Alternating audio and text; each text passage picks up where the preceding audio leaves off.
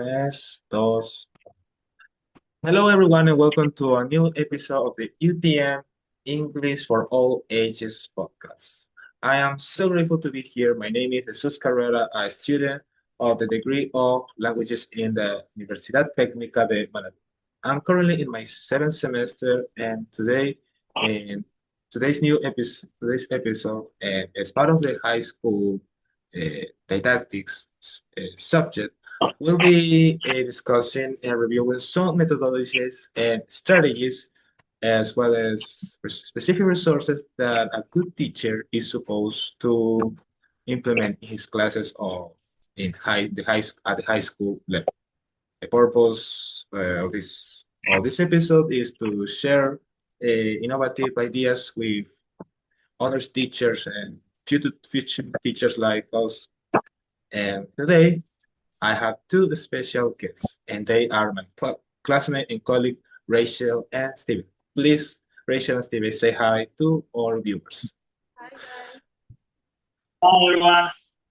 And they will be helping us sharing some methodologies, strategies, and resources to implement in our classes. They will be sharing important advice and tips that it's helpful for every teacher. And so that's it for the introduction, and let's start. So Rachel, why don't you start us off? And let's begin by talking about a little of a methodology. What is a methodology in the educational context, Rachel? What you could tell us?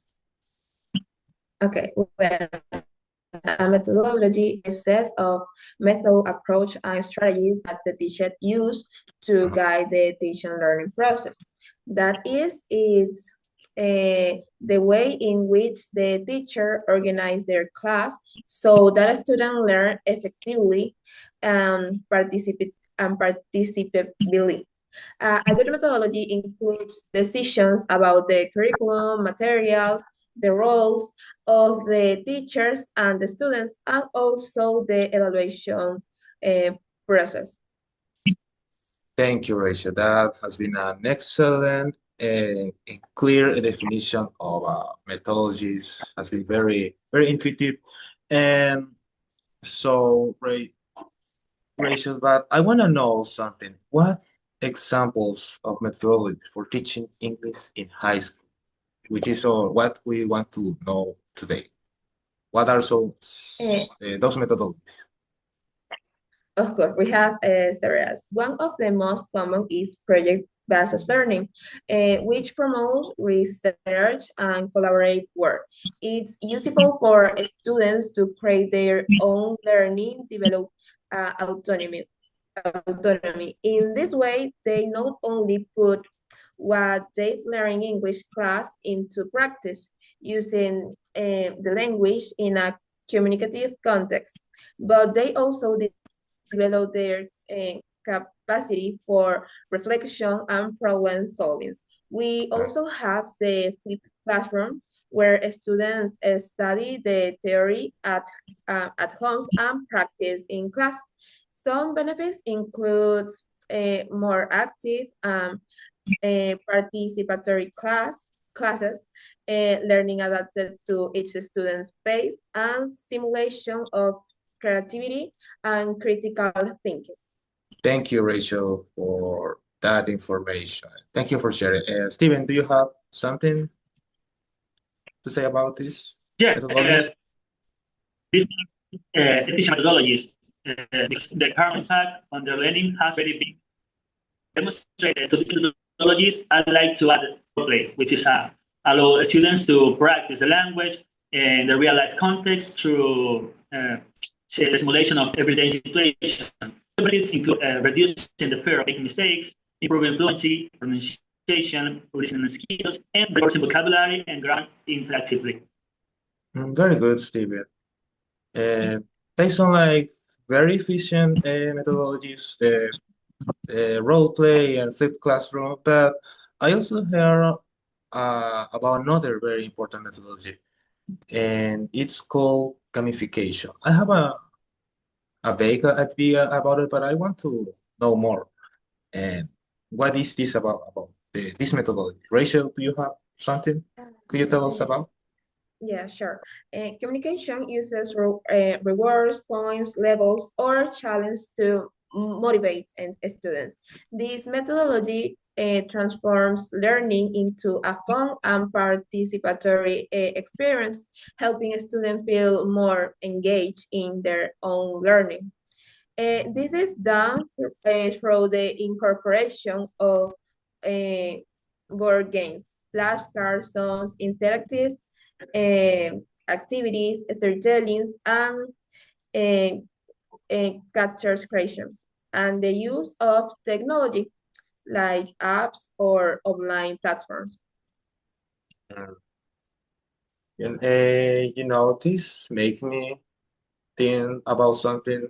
The thing is that, I've been a student and I've been observant of the today's classes, what the teachers use it, how they teach, and I feel like these methodologies are not as current or as used as they should be.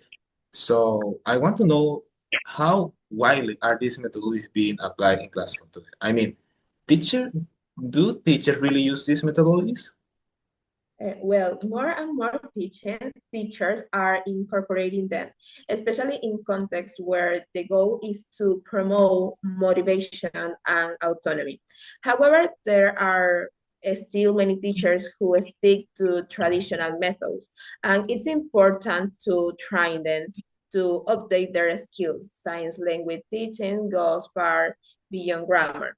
Aspects such as fluency, comprehension, intonation, speaking, confidence, and cultural um, awareness and equality. It's not more important.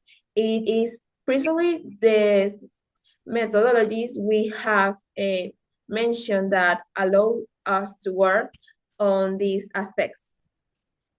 I completely agree. You are totally right. Learning a language is not just about grammar. Teachers need to foster the fluency, comprehension, intonation, so that students can get to communicate or use the language in a fluent way. So teachers need to innovate to connect with new generations. So, Steven, do you know any other methodologies that are frequently used in teaching English? Yes, of course.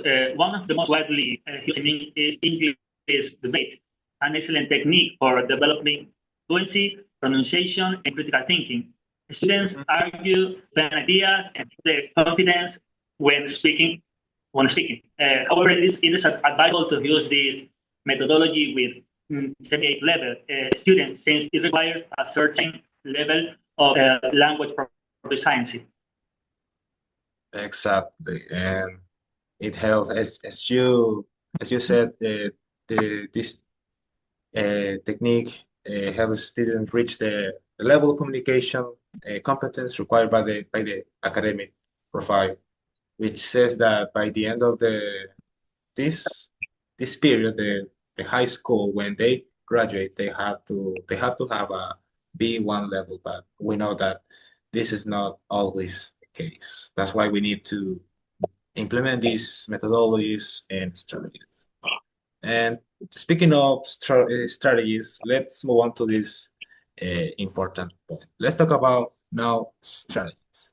Steven, I understand that you can tell us more about it. That's why we